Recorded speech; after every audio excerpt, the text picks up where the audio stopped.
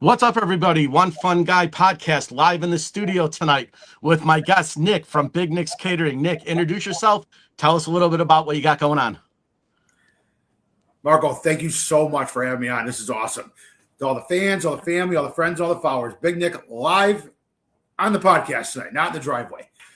But big shout out to my guy Marco for having me on. Such an honor to be here. Great to just get to to reminisce with you and get to talking and everything. But I'm basically what you see is what you get with me. I'm just a neighborhood guy. Never left the neighborhood. Moved a few times, but still in Elmwood Park.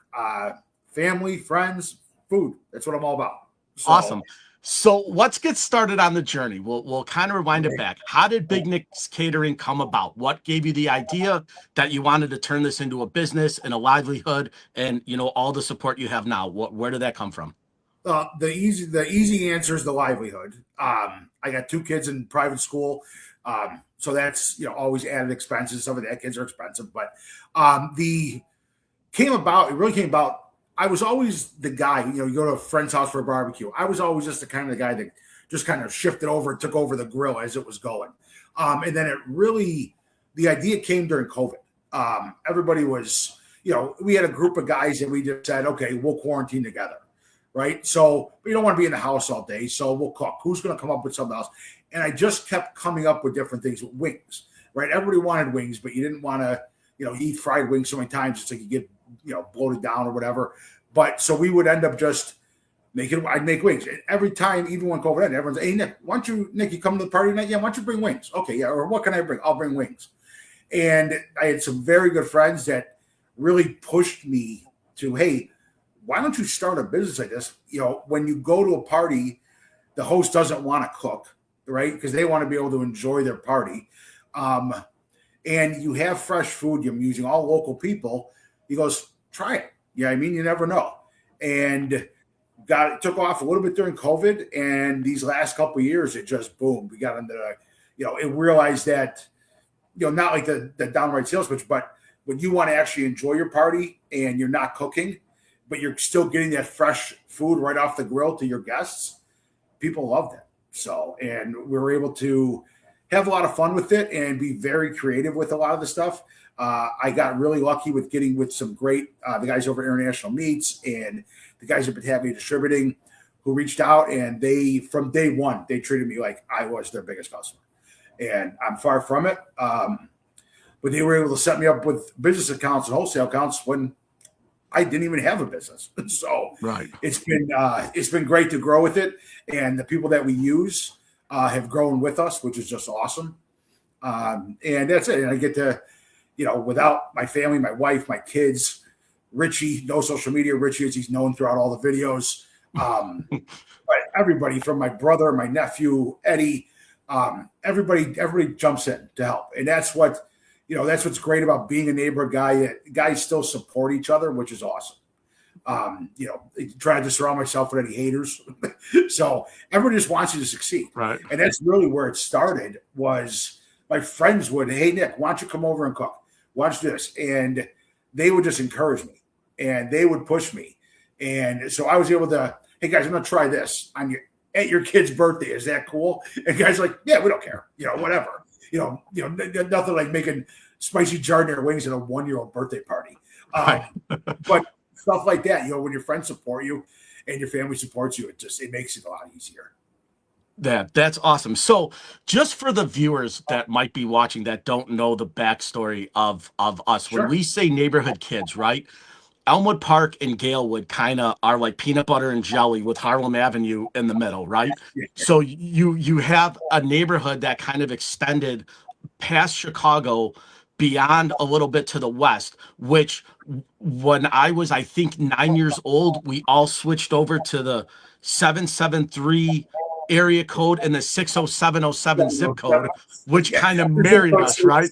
Yeah. That was kind of it. So politics aside of why they did that, we all know the reason why, but it became now acceptable for the Chicago kids to kind of overflow into Elmwood Park because now we all share the same zip code. So they had to let us play Little League.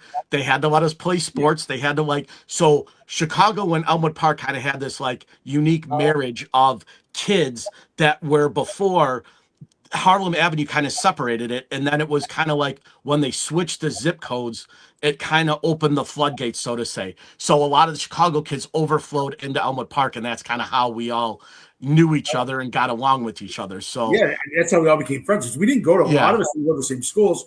Galewood kids went to Giles or Mhm. Williams. The Elm Park kids went to St. Vincent's or whatever it was. So we got together. South Elm baseball was like the key for us. Yeah. Or hey, and then after the games, hey, you guys want to go hang out at Sayers School? Okay, cool. You know what I mean? And Yeah. there's a lifetime, 40 years of friendships that Yeah. began, just by crossing Harlem Avenue, which is awesome. Yeah. And so I know you mentioned it earlier with Rich, but we grew up on Normandy. So ever since Rich is 2 years older than me, Yeah, and you're so younger I than didn't, you're older right. than me. So I didn't know, right? But when you think about it, those are my first friends, the kids that lived on the block. So when you think 100%. about it, like I grew up with, I've known Rich now since I'm 45 years old. And so my entire life, I knew him and his family. We all grew Yeah, up on the same block, and we were tight knit. The Normandy, the Natomas, the Nevas, the Rutherford kids. We were all neighborhood kids together. yeah. So those were lifelong friends, but I mean, they were my first friends, right? Like the I have the kids on same my thing. block were the first kids I ever met. That's who I played with. So I have the same thing. I had my brother, obviously, but he's 3 years older than me. And then our neighbor was the Morellis. So I had mhm, JJ, who I was at the Bears game with 2 weeks ago. Yeah, I mean, yeah, we're 47 years of friendship. Yeah, I mean, and right, it still goes. And I think that's just what's great about the neighborhood. Me and yeah, Richie played baseball together, worked at Pepino's together, and then we just became friends since we yeah, were 15 years old. Now here we are, 30 years later, with yeah. families, So and our kids are friends, and it's awesome. yeah, and so that's you mentioned the Morellis. That's how I met them playing baseball, right? So Yeah, like we were all on the same team with my cousin Carm. We all kind of played, and then the Chicago kids kind of overlapped that way, and we found ourselves in Elmwood Park more because it was safer. I mean, I started my baseball career at Amundsen, so that tells you kind of how the yeah, neighborhood started to change and things kind of and you knew where to go and where not to go, right? And you mentioned St. Giles, right? That's kind of where all the neighborhood kids went, but our only school was Lovett. So if you went to Chicago public school, it was terrible. And that was the precursor to going to Steinmetz, which was like nobody wanted to yeah, go if you lived in the Chicago area. So we were destined for Catholic school because our public schools were terrible. yeah, So they were complete garbage at that time. And now they're better, obviously, but like at yeah. that stage of the game, they were awful. And our parents were like, no way. You're not going to their grammar school or there for high school. So if I didn't go to Pat's, my choices were Foreman or Steinmetz were my Chicago public school options, Yeah, which in the 90s were awful, right? yeah, So yeah. So so that's kind of how the background of the neighborhood is like that's kind of what we're saying, yeah, that this that that's the this best part. Yeah, I mean, and extended. that's Yeah. the best part. Even to this day, guys who have moved out, some of them come back, and I'm Yeah. within nearly 2 blocks of like four of my best friends, which is Right. remember our kids play together. We go to swim in each other's houses. Who's got a pool, or they can smell the barbecue coming from my driveway. They just start Yeah. wandering over like The Walking Dead. So Right. So yeah, so let's talk about that, right? So you have the barbecue set up in the backyard, right? When you yeah, show your videos and you're lifting the lid and you show everything on, people only see a 30-second clip of that. Talk about the preparation that actually goes into that because it is hard work. People that see that, I could only imagine the amount of time that it takes getting up in the morning to where you're at when you flip that lid up on the grill is probably hours past your oh, start time of working. Mario, you're talking days. Yeah. Yeah. So Super Bowl last Sunday, we pushed out 1,000 wings, ribs, burgers, sausage and peppers, pulled pork. We did all that. That prep work started Thursday. The marinade for the wings on Sunday was done Thursday night. So it's 1,000 wings, 10 different flavors, all different Mhm. numbers. Who's getting what? Who's getting this? That starts on Thursday. That starts on Wednesday when I'm picking up the meat. The marinade process starts on Thursday. Start getting closer on Friday. Saturday you do the pork, and then Sunday morning 7 o'clock we got ribs roasting, and then we put them back on the grill at 10:30 to char them up and everything. So on a day like Super Bowl, it's a couple day long process. Okay. So Super Bowl was like I think we started the ribs at 7 or 7:30, and Richie came over, my brother Eddie, a bunch of guys came over, and we ended up outside at about 10:30, and me and Richie made it for kickoff at 5:30. Okay. Out there, we had heaters, we had everything out there to make sure we were fine, and that's the best part about this, though, Marco, is that, yeah, it's 4 days of work to get to that, but we have so much fun Yeah. cooking on those days. It's just a Sure. blast. You know what I mean? Right. You're cooking, it's literally like cooking with your buddies. And, even when we go to someone's house, we cook for graduation parties, we don't take ourselves very seriously. The business we take very seriously, but as far as busting balls, we're good with everybody. Yeah. So, Sure. so one of those things that, we Yeah. just, we roll with it. We have fun, and we hope that the customers, that comes off on the customers, that we are a family run business.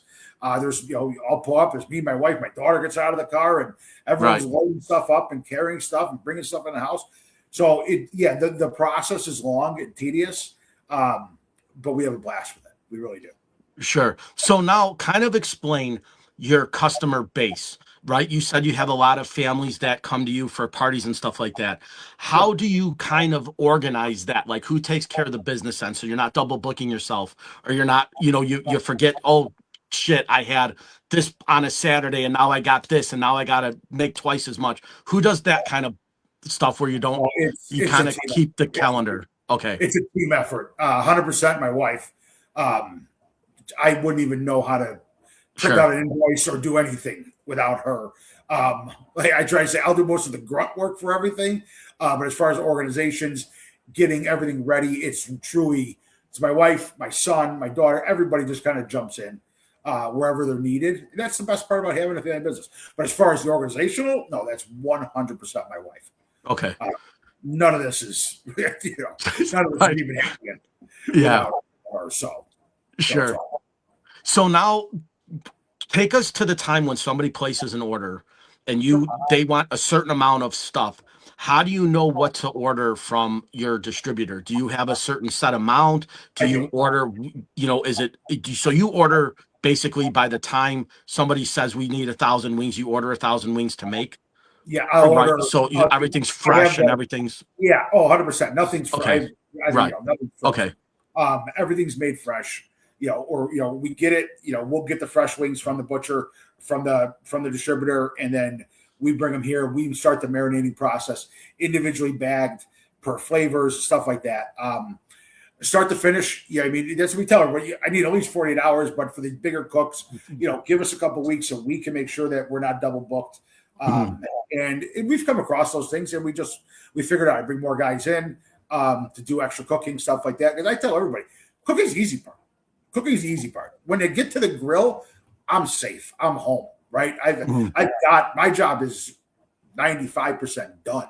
Once I'm at the grill, it's getting to the grill to actually make the food is the hard part. But no, I have it down to I know how many wings per pound. So because we Okay. buy that's a weird thing. We buy by the pound, but we sell by the piece. So Mhm. it's a tough. You got to have a little bit of a math brain when doing it. Yeah. And then that goes with any business, right? I mean, you're pretty Yeah. much buying wholesale and selling retail. I mean, we all get it. There's no science or secret behind it. Obviously, competitive prices is, obviously, something you have to take a look at, right? You don't want to outsell yourself. But at the same point, I think you've marketed yourself well enough now where all the Facebook stuff, kind of becomes second nature to you, right? You 100%. seem to be super comfortable in front of the camera. Let's talk about that a little bit, right? You when you start a business and you get into social media, how important is that for you at this stage of the game to utilize that as a tool? It is. It's the most, especially from the start even till now, 5 years in. Um, Social media is the only thing I do because when I'm starting, and anybody who's starting a business, you don't have a lot of extra cash for Mhm. advertising or anything like that. Social media is free, right? I can go on. I created a Facebook and an Instagram page. Doesn't cost me anything. Right. Um, so that's where social media comes into such. And so, like, all right, I was never a big social media guy. So when I got on Facebook, I was on Instagram first. And I got on Facebook. The amount of people, I had within a week, I had 1,500 people that I was close with, or people that I knew 30 years ago, that I wasn't reaching on Instagram. I'm now reaching on Facebook, and a Mhm. lot of it goes both ways Sure. with that. So Yeah. social media, being in front of the camera, here, you'll like this. My brother tells me all the time. He goes, "You're so good in front of the camera because we grew up watching wrestling." right? Yeah. So we knew how to I, cut a promo, as you know, in the ring, and that's so if I'm on camera, my brother will always text me, just hey, yeah. hey, stop cutting promos in the ring. Yeah. I think that's where the comfort level comes, and the fact that I don't take myself Right. very seriously. I take the business seriously, but not myself. So Yeah. And it's funny because I was going to talk about that in a little bit, but since you brought it up, right? We all grew up on wrestling, right? It was kind of the thing to do, right? Like, and when I watch your videos, right? I think I put the Steve Austin on one of your videos because you said what, right? If you yeah, don't understand wrestling, people are going to be like, what the hell is this guy what talking is he about? talking about? But like, Yeah, I caught it right away, right? So I knew exactly who you were referencing when you did it and how you said it. So like, yeah, it's kind of funny because like, it's a weird thing like for the Midwest, but like we all grew up on wrestling, right? We all emulated the moves. We played in the neighborhood, right? We were all wrestling and our characters. So like it's such an yeah. important part of our upbringing that I, like most people don't get it. I was a younger brother. So by the time I was 5, I've had every figure four leg lock sharpshooter thrown on me, Boston crabs. You know what I mean? Because I had no Yeah, other brother, so we'd be watching it, and he would con me into letting him do it to me. right. So yeah, Yeah, so it's that's where a lot of the videos come from. That's where a lot of the personality I think in the yeah. videos come from, is just from guys like watching guys cut promos. So it's funny, right? So like when I started my Facebook channel, right? I kind of didn't want to be known, right? I was kind of incognito before the podcast and before everything, right? Yep. So I didn't have a name, right? So I just went as Bebe, right? Bay. And everybody Yeah. was like, I don't get it. I don't understand the reference. I'm like, if you know me and you know what I like, you'll figure it out, right? Well, nobody knew it was Adam Cole, right? Like Adam Cole, like low key, was one of my favorite wrestlers, and he was Adam Cole, baby. So I took it as that, and everyone's like, "Oh, it's that rap song from the '90s, right? The Hey Baby." And I was like, "Nope." I'm like, Nope. "You know me. I'm not a rap guy, right?" So I was like, "What would make you think that?" But it was from that universe that I took that name. So now, even with One Fun Guy podcast, like I have my podcast page, but then my unscripted page is One Fun Guy Baby. So it's like I still keep it, right? Yeah, That's kind of my thing and now. listen, I'm the most unapologetic wrestling fan in the world. I still watch it. I do too. Mondays, Tuesdays, Wednesdays, Thursdays now on Yeah, AMC, Fridays. right. I still I watch it. Yeah, so I just had my buddies over the other night for AEW, right? So like Yeah, I'm still involved in it, right? And still now that I have the podcast, it's really awesome. But like my friends have sent me like action figures and stuff, right? So I that's have awesome. Vampiro over my right hand shoulder. I got Hulk and Andre over my left, right? Like I'm still a wrestling fan. I still get the pay-per-views and like people Yeah. don't like understand. I still go to the shows and I still like I went to New Japan and like so people So are yeah, like, I don't get it, right? I, we had reached out to her because I had taken my son to New Japan a couple years ago. Yeah. Yeah, So I've went to every every Forbidden Door, right? Every New yeah, Japan show. So like I go to the shows and it's just kind of funny because like people will like ask me, they're like, "You're 45 years old and you still watch wrestling." And I was like, "You don't understand what it did as my youth, right? Like growing up in that 94 to like 2000 era of like the Attitude Era with WWF, right? It was unbelievable, right? And when I went to college and our defensive line, when you got to the when you were on the team, they get you NWO shirts, right? So when we took our pads off, we all had NWO shirts underneath our thing, like we were the Wolfpack, right? So that was kind of like what we did. It was like part of our youth. It was like it was built into our yeah. brains at that point. So yeah, I still use it. So when I do, when I do some of my videos, I'm the same way. I'm just cutting a promo. That's all it is. Yeah. That's how we were raised. Like, I mean, honestly, you think my father walked around talking like that, or my mother? No, I learned it from watching wrestling. Yeah. you know So, and so yeah, so let's talk about that, right? Moms and dads, right? We yeah, obviously grew up in Italian households, right? yep, It's eclectically different, right? When you talk to somebody about an Italian household, it's very hard to explain because it's a certain way that you were brought up, right? It was yeah, loving, but it was also the you know the mindfulness of what you were doing, right? And like what was important, like the life lessons I learned from my dad were second to none, right? So like anybody ask me in the world who my hero is, right? It's always the answer is going to be my dad 20 times out of 10. I'll never deviate from that answer. no, me neither. But there were it was kind of one of those things where they built life lessons into what you were doing. And it's hard to explain because a lot of parents would take shortcuts and they would kind of like figure out, and the Italians would like do it the long way to prove a Along point on how you were doing it. And I remember working with my dad. I'm like, Dad, why don't we just do this? We could save a bunch of time. He's like, you don't want to do it that way. You want to do it this. I'm like, but Dad, he's like, listen, do it this way. You do it once, you'll never have to do it again. And I was like, but if we just say, he's like, and so now all those lessons growing up, I'm like, I see why he did that, right? 100%. I'm the same way. Yeah.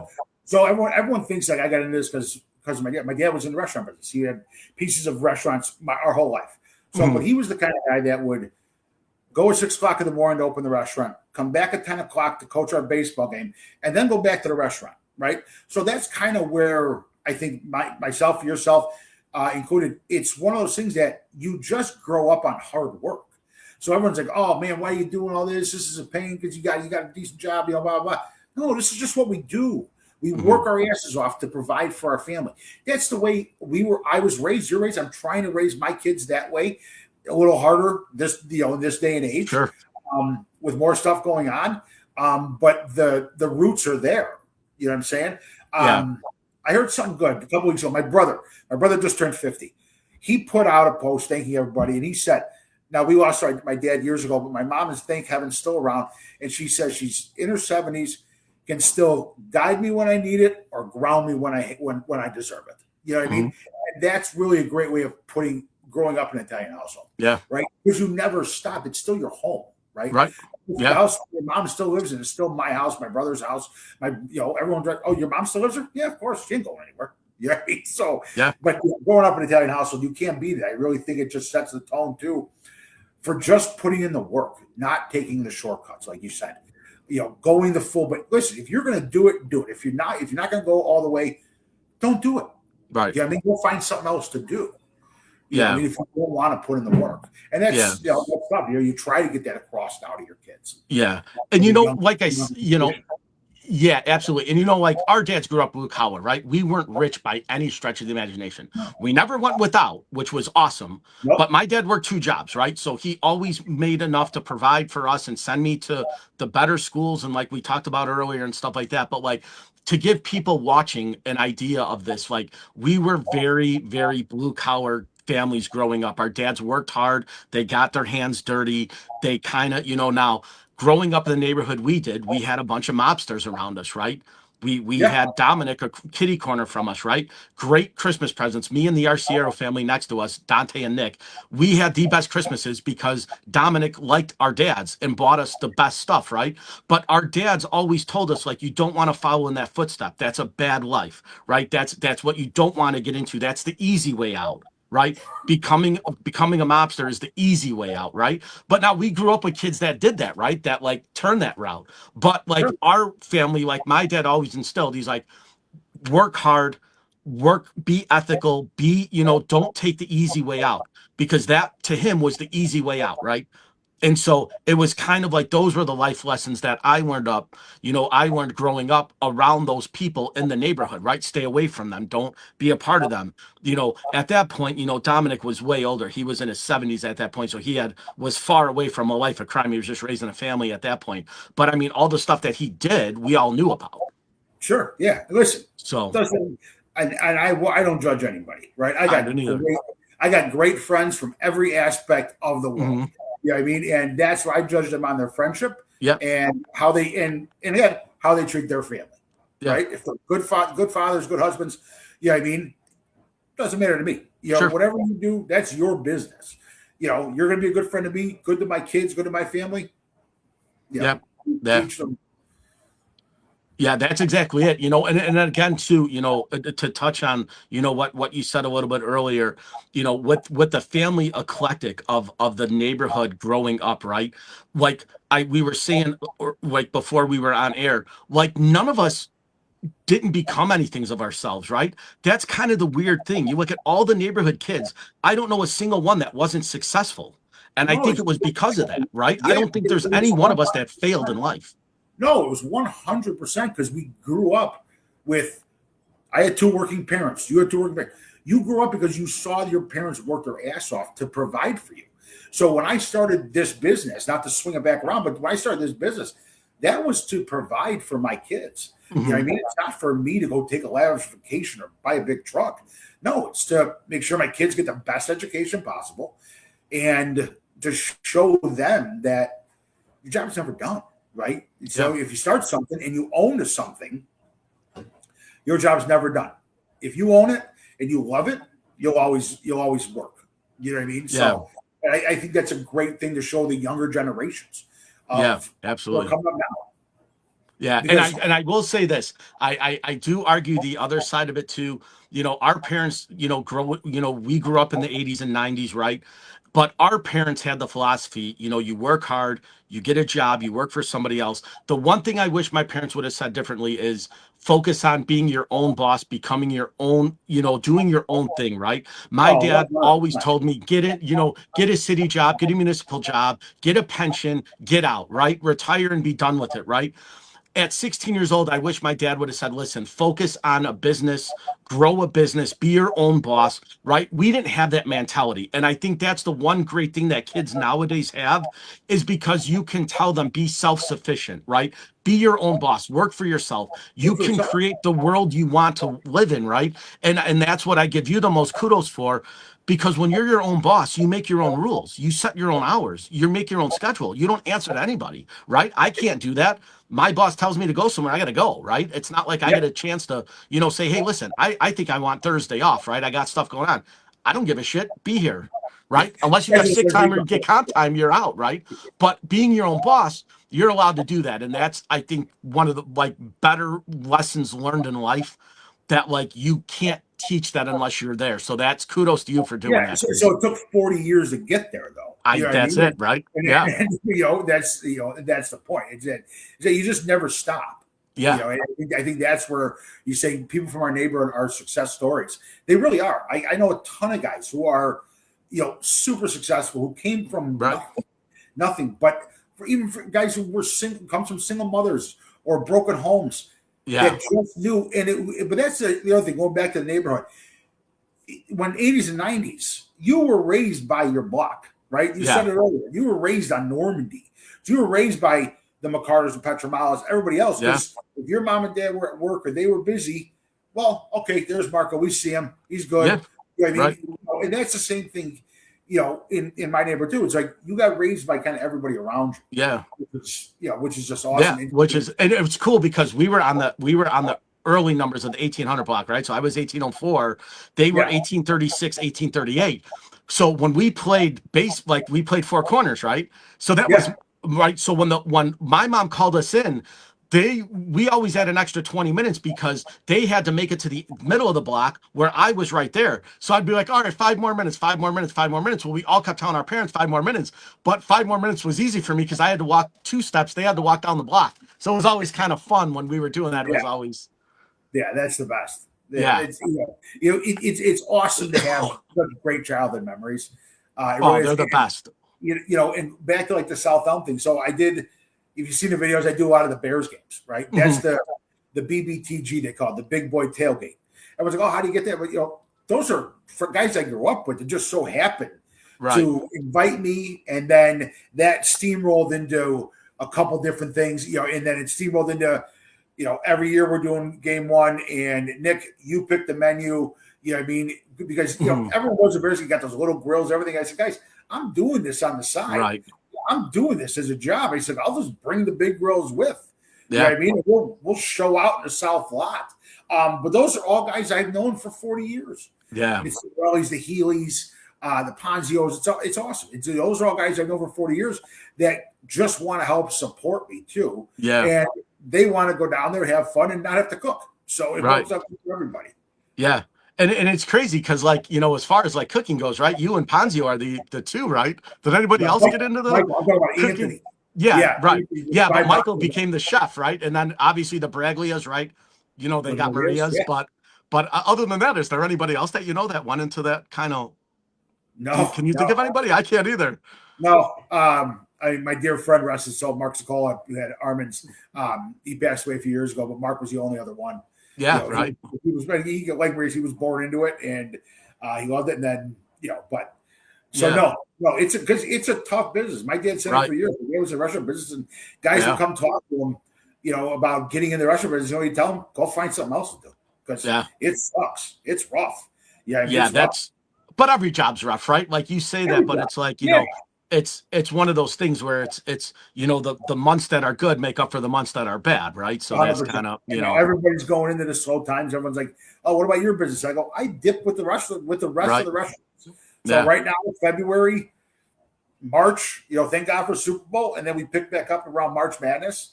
Yeah. Um, and then in April when it gets warmer out, then we roll all the way through. This year we were lucky enough to, every year I say it, we get lucky enough to just keep rolling farther and farther into the Sure. year. Our last big party usually is before Christmas is Black Wednesday of Thanksgiving. Right. So we're able to roll if we could roll from April to then, God bless. You know Yeah. what I mean? So out of all your customer base and people that have ordered from you, does anyone stick out like more than the other? Is like somebody that you've worked with been really spectacular or really, Oh, that you'd want to, you know what, I mean, I'm Marco? sure there's a lot, but is there like Yeah, any one? 99% of them are spectacular. My favorite cooks. One, I love cooking for guys I know. That's always fun because you could bust chops the whole time.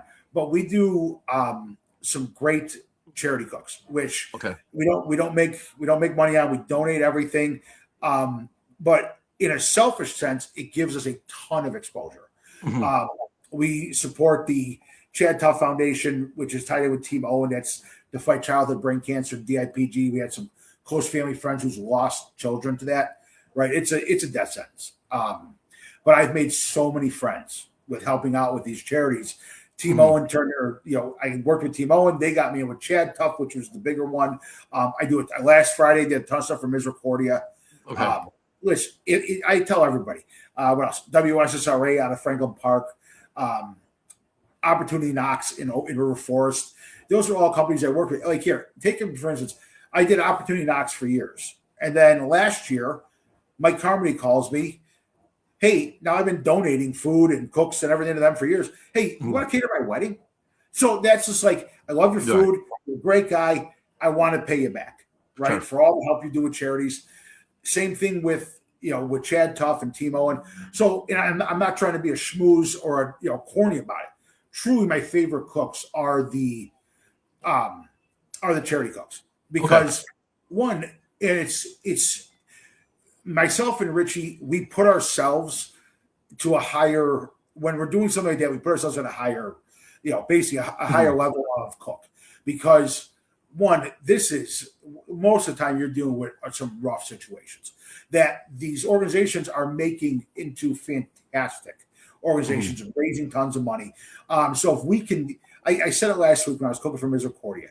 If I can, I will. Right? If somebody comes to me and says, "Hey, Nick, can you donate to this charity? Can you do this? You just listen."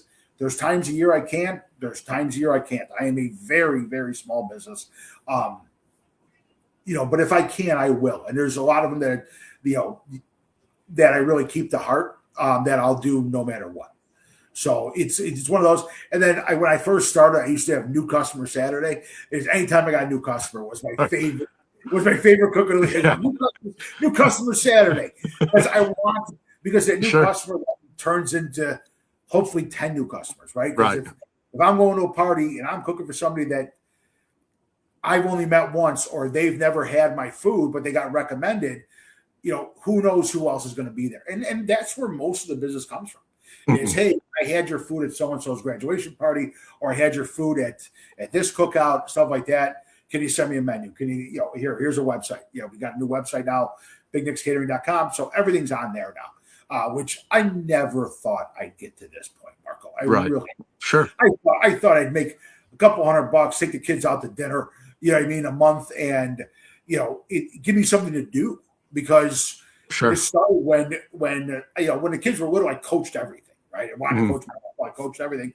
When they get older, dad's gone, right? I don't coach high school, and they get into sports that I don't understand. So Right. you want to coach, I'll coach basketball and football, no problem, or baseball. But when you Yeah. start running cross country and Right. doing travel volleyball, all right, dad's Yeah. out. So I needed something. I need something to stay busy with, and Sure.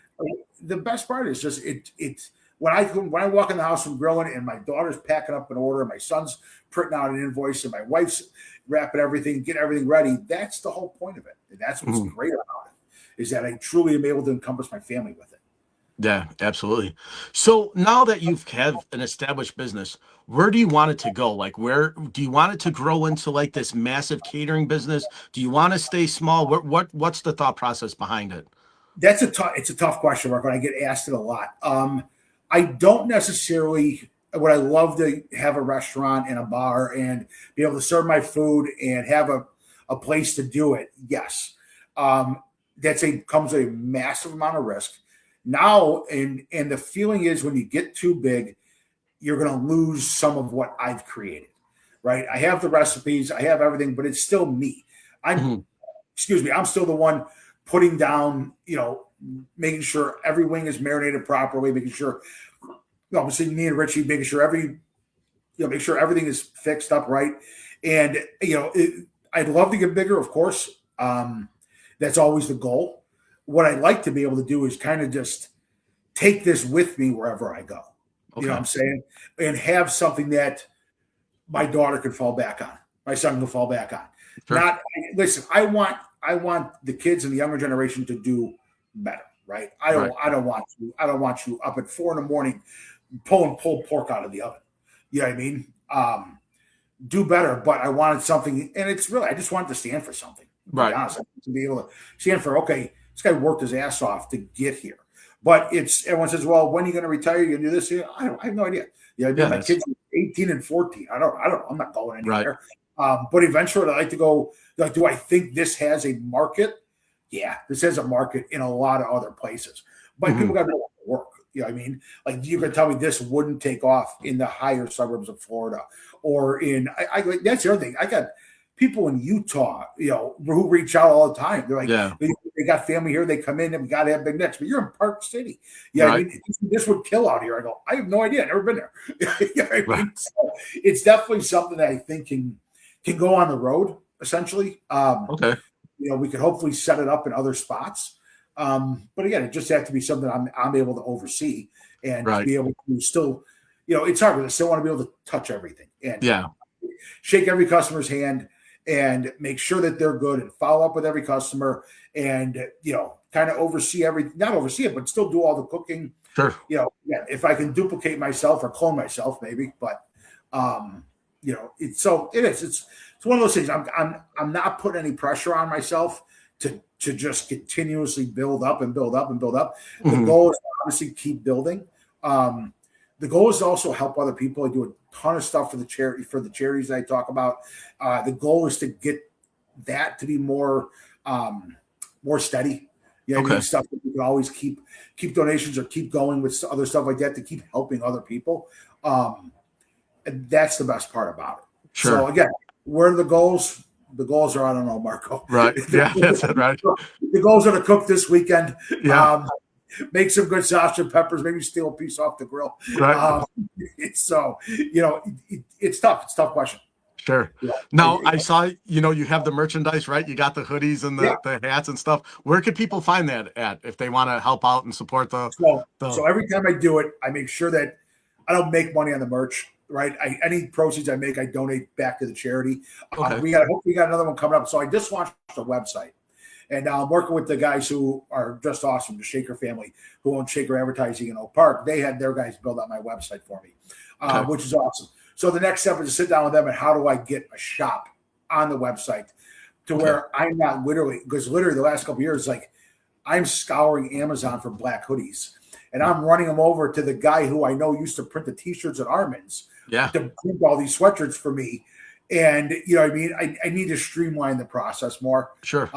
But every piece of merch I ever sell, the proceeds go to charity. So Okay. because Because I the only always reason, put something on because there. you always hope, right, that one celebrity might say, "Hey, listen, give me a shirt, I'll wear it on," right? So that's kind Yeah. of the So hope and that's dream, right? that's one of the big things. We have a couple things in the works to try to get to some a bigger platform, necessarily to Mhm. say a bigger, basically, is one of the people that we work with charity wise has ties to some bigger platforms. So that's always the hope is that somebody takes off and everybody buys one, and I could donate a ton of money to charity to help fund cancer research or childhood brain cancer, Sure. um, childhood brain tumor, stuff like that's the big one that we always support. So, or any more money I can give there, any more prop I can give to Misericordia or the guys over at Opportunity Knox. Like I said, so the merch, we're trying. I get a lot of calls, especially at Christmas. I got a ton of calls like, hey, Nick, how do I get more sweatshirts? I'm like, all right, give me until like after Super Bowl. We're in a Right. little bit of a downtime now, so hopefully I can start working on that now. Sure. So now you've established yourself as a business owner, and you're doing all this stuff, and we don't know what's going to happen next. You kind of want to put your heart into it, and your blood, sweat, and tears, so to say. If the opportunity comes to partner with somebody, would you consider that? Is it on Yeah, the table? Is it off the table? How? there's been talks. I just don't know. I mean, I'm too busy to sit down and actually do it. You know what I'm saying? Like I'm in such a routine with everything that it's always on the table. You know what I Okay. mean? To get more trucks, hire cooks, get a warehouse cook. Yeah, I mean to where I could store and build out another prep kitchen. Sure. You know, Well, the only reason why I ask is because, sometimes, obviously you said this is your first podcast, but as yeah, people start seeing this, they might say, hey, come on my show, talk to me. And as you start growing, like those are issues that come up, right? Because somebody might say, listen, I have this, and this I could offer you. It's a networking thing, right? So I do this to put everybody in a positive light and get everybody where they want to be, and hopes and dreams hopefully get fulfilled. But those are always kind of the questions I ask, because you never know who's going to watch this, right? When I put this out on YouTube, somebody might reach out to you and say, listen, I once had this, I can get you back to it. Or like, so just if you're open-minded to it, I don't know what's going to oh, become of this, but I always just try to tell everybody, like, you never know who's going to be watching this, or who's going to reach out and say, listen, tell your buddy Nick to call me. I got an opportunity for him. yeah, for sure. I think any business owner or creator or anybody who's not open minded is a fool. Yeah, I Okay. mean because you don't know what the next idea is, right? You might not. You might think, okay, I got my 25 menu items and this is the best, right? Nothing is gonna. I'm not never adding anything to this because I have this down pat. Well, that's closed minded.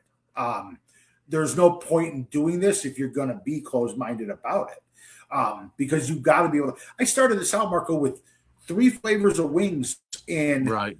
sausage pickles. You know what I mean? Yeah. Never Right. thought I would be able to sell burgers and hot Yeah. dogs, and I'm up to 12 flavors of wings that we created. As a group, as a team Mhm. here.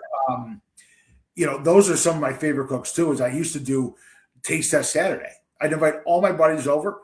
We'd sit in the garage. I would try, I would come up with 3 new flavors of wings. What do you guys think? Tell me honestly, because I'm either going to put it on the menu or I'm not going to put it on the menu. Right. You know what I mean? And that's what's nice about having a nice crew of guys around you who like to eat and drink too. So you can, Yeah. you Right. can count pretty much anyone to come over Yeah. for wings and a beer. So, like I said, you have to be open minded, and you have to be open minded as far as the overall business is concerned. That's 100% for sure. Mhm. I'm always open minded. Everybody got any Okay. ideas? Reach out to me. Yeah. So, And no yeah, order is too big or small, right? If somebody says I want 1,000 wings, you can make no that problem. happen, right? Yeah, we Awesome. did it last year. We did it last year for St. Patrick's Day, 2 years ago for St. Patrick's Day. A Okay. school out of Wisconsin came down. Again, word of mouth. Hey, my cousin had your wings at his party. We're not from there, but we're coming to Chicago with 800 people. Can you handle that? Look around. Yeah. Sure. There's 1,000 wings, 500 burgers, chips, pop, water, salads, stuff I never thought we'd get into. But Right. hey, whatever the customer needs, we'll figure it out. This year we did 2 weddings. Talk about nuts. I was like, Yeah. oh, really? I'm like, yeah, it's awesome. And you think about it, okay. You Right. step up the menu a little bit, but it's kind of cool, right? Yeah. It's not your average dried out filet. You know what I mean? That you're Right. going to have in any other wedding and a banquet hall. These are outdoor barn weddings or forest preserves, anything like that. We'll go anywhere. All the baseball teams are always the best. I mean, I get a lot of business from Fenwick for Fenwick baseball, Kyle Kamisic and Yeah. Coach Burrito, those guys are awesome. Nick, they do all the senior nights, do opening day, stuff like that. So it's a blast. Yeah, I mean, those guys are awesome guys. So, like I said, we take the business wherever it takes us. Okay. And so, to wrap things up, obviously, we talked about a lot. There's still a lot to be left on the table and things like that. As the months go by and the success goes, comes with everything, when you've established yourself now as a business, right? If you were to consider the growth potential for you, where would you see it being? I know we kind of talked about it, and it's hard to answer, but like, where No, where would you see that? the growth potential is that this is an idea that myself, my family, my dear friends came up with, and I don't see how this doesn't work nationwide. Okay. Well, start getting out of Elmwood Park first, Right. but which we have tons of customers. We've been in Marengo, we've gone to Indiana, Wisconsin. We go anywhere. We strap the grills on and go. Um, there's no stopping this because as much as we love our neighborhood, right? Galewood, Elmwood Park, the guys in Melrose Park, River Forest, Oak Park, all of us surrounding. Well, there's pockets everywhere, right? That has this same mentality that we have. Why not bring it to the masses then? Sure. And again, with me, it's got to be baby steps. Like I just got a website. Mm-hmm. I'm 5 years into business. I just got a website. Sure. I was just, yeah, here, text me. I'll text you a menu. Right. You know what I mean? So that was it. That's why, like, when I want to do the merch and everything, I want to get it more streamlined. Sure. To where it's easier. So I'm not just, busting out an Excel spreadsheet or a Google Doc, trying to remember, okay, this person needs 2 double extra large long sleeve tees and 1 hoodie. You know what I mean? So I got to be able to streamline it better. Sure. But as far as the growth of this, there's really no stopping it. That's awesome. Yeah. Because it's such, again, I'm not tooting my own horn or anything like that. It's a cool idea. And again, like with Super Bowl, it doesn't have to be an on-site cook. We don't have to come to your house. Sure, catering company. You just come to my house. You can come here and pick everything up. And that's what happened on Super Bowl. Of the 10 orders I think we had on Super Bowl, 7 of them were pickups. Right. And then a couple other ones were delivery. Were just deliveries. Okay. Luckily, I have an 18-year-old son that Right. stuff like that, and that are willing to just, oh yeah, Uncle Nick, I'll help, no problem. Right, go, guys. I'll send you back down to, I know, a lot of kids in college and stuff like that, so it's fun. Sure. We have a blast with it. The more I can include my family and my friends and let everyone get a little something. Great. Awesome. Well, Nick, thanks for being a guest. All the success in the world comes to you. I'm so glad that we were able to do this. Before we leave, where could people find you? I know you mentioned the website. Shout it out. We'll share it to everybody. Yeah, bignickscatering.com. You'll see the about us. You'll see the history. You'll see some awesome pictures, and then you'll see the menu. Then you'll see a response form at the bottom. Just fill it out. It comes right to my email. Let me know what dates you want, what you're interested in, what kind of party it is. Stuff like that, and I'll get back to you right away.